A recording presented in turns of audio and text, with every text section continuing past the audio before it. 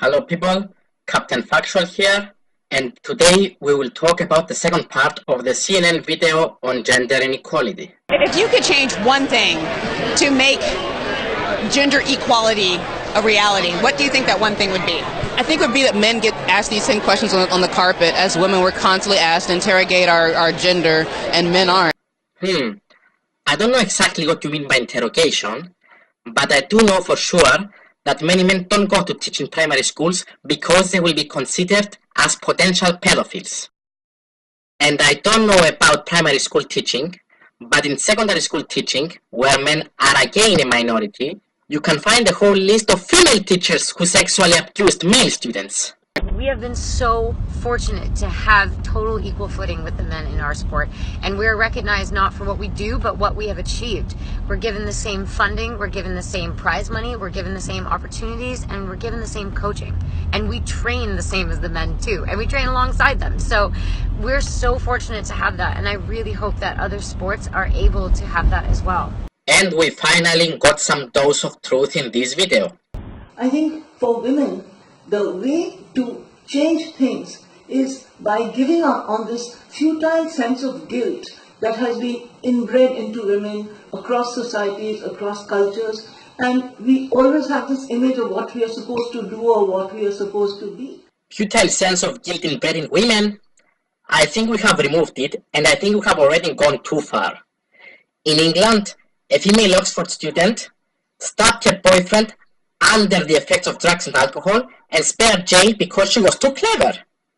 And then she had the audacity to appeal her suspended sentence.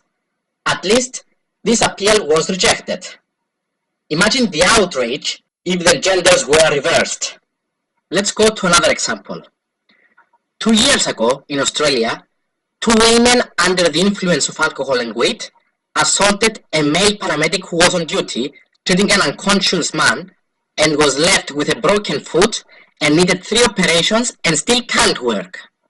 The women were jailed last December, but they appealed and their convictions were overturned by a judge on the 15th of May, thus violating a local law which gives offenders mandatory jail time for assaulting emergency workers on duty.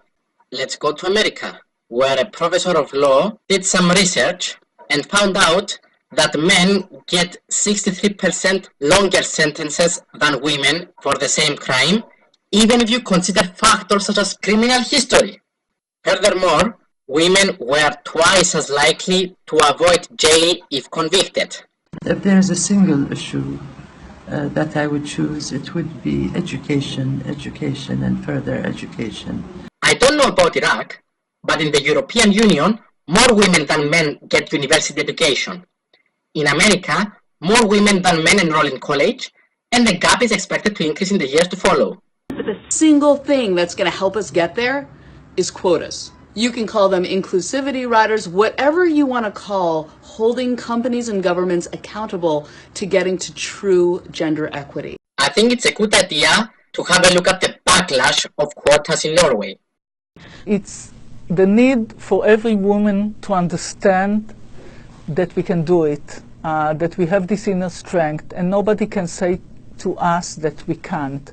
Nobody said that you don't have inner strength, and nobody said that you cannot do it. Ensuring that young girls and young women have role models that they can look up to, so that they know that we rock. Once again, I hear those generalizations. No, not all women rock.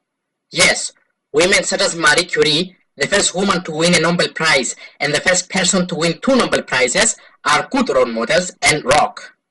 Another example of a good role model is Anna Campbell, who died fighting ISIS. On the contrary, that woman who killed her children and put them in the freezer is not a good role model. Thanks for watching, guys. I hope you enjoyed the video. See you next time.